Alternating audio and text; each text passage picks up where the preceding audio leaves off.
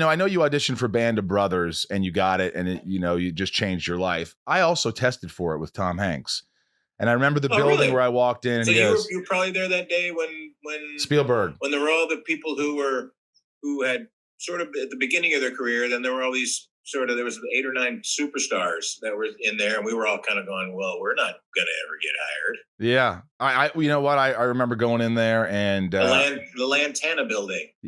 Was that it? I remember it was just like this little room. You went into a room and then there was another room to the right, right? Yeah. You go in and Tom Hanks is like, get in here.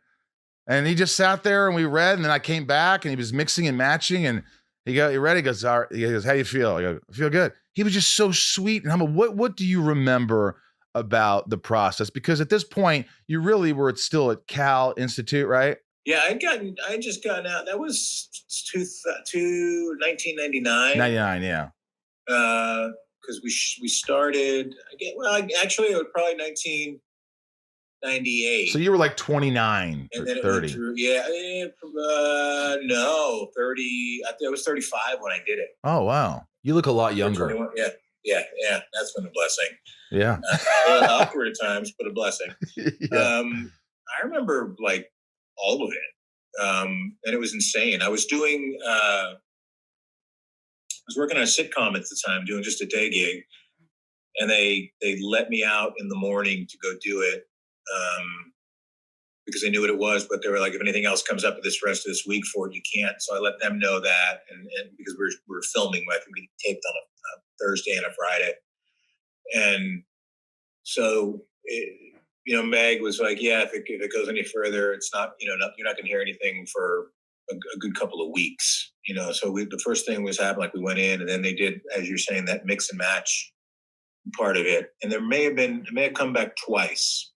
I may have come back a second time to see Meg, because they read us all for the same 2 or 3 parts initially that were not the roles that we were going to play. They were just stuff that was more flushed out. I don't know if you remember, some of the stuff we read was stuff that was not in the show. It was stuff like Back in Town. It was in Toccoa before they left and went overseas, and it was in real time. And it wasn't just training. They had it was kind of what they did in the Pacific. It was some of the slice of life at home, and then the slice of life of the training and stuff. Right. And they're playing around, I think, with that early on, and I think they realized they just need to do just the men in training with each other and build that relationship. But I remember we went in and I read, I think the Compton stuff, the Buck Compton stuff was the stuff we read, because it was a nice scene and a big monologue. So you're kind of like, they were like, just play with it, right? Because we weren't auditioning for Buck Compton. It was, everybody was reading the same 2 or 3 scenes. Same thing, right? And then when we came back, that's when we got the different material, and they started splitting us up and mixing and matching, and certain roles. And there was some, you can even see what the guys, the way they looked like at the time. Sort of dark, dark hair and lean and shorter. And there was like 4 or 5 guys that were almost interchangeable in the audition process. And then there were some guys who were definitely, your Bucks and your Bulls, and and those guys that were iconically described as, or described iconically as certain sizes. And James Matteo, who played Percane, who's much smaller than me. I love you, Jimmy. It's not an insult. You just are. There's no way he would have been hired to play Bull or Buck, and vice versa. There's no way I would have been hired to play Perconti. But there was a chunk in the middle that sort of was interchangeable. I think those guys were kind of slugging it out for the same or different roles, but in the same grouping. Right. And then I remember when we all got back and we got called in for our mix and match callback. How nervous were you, by the way?